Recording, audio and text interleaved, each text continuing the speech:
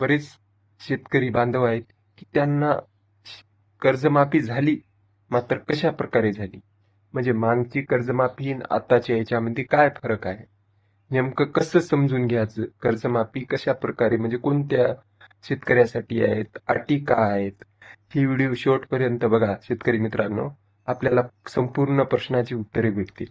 पहिली गोष्ट, जे आधी जे कर्जमाफी केली होती ती अशा प्रकारे होती की फक्त गेले वर्षीचे 25चे जे चालू नवं जुनं केलं त्यांनाच 2 लाखापर्यंत माफ होतं ना, आधीचे 21 ते 24 पर्यंत आहेत त्यांना फक्त 50,000चा लाभ होता.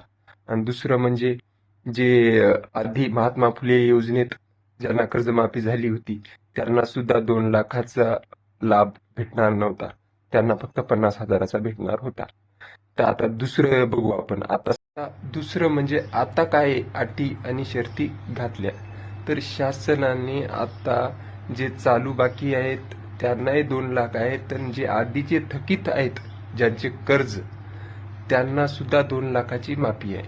त्याच्यामुळे हे आनंदाची बातमी आहे. देवेंद्र फडणवीस साहेबांनी सरसकट कोणत्याही अटी ठेवलेल्या नाहीत, किंवा अहिल्याबाई होळकर ज्या योजनेत कर्जमाफी केलेली आहे ते महात्मा फुले कर्जमुक्ती योजनेला त्यांना लाभ भेटला असेल तर परत सुद्धा लाभ भेटेल. त्याच्यामुळं हा महत्त्वाची होती अट ठेवली नाही, त्याच्यामुळं हा महत्त्वाचा व्हिडिओ होता. अशाच व्हिडिओसाठी आपल्या चॅनलला फॉलो, शेअर आणि सबस्क्राईब करा आणि कमेंट करायला विसरू नका मित्रांनो. आपल्याला अशीच महत्त्वाची माहिती भेटत जाईल. आणि एक मराठी माणसाला असा सपोर्ट करा, कारण की तुमच्या एका लाईकमुळे ते जास्तीत जास्त व्हिडिओ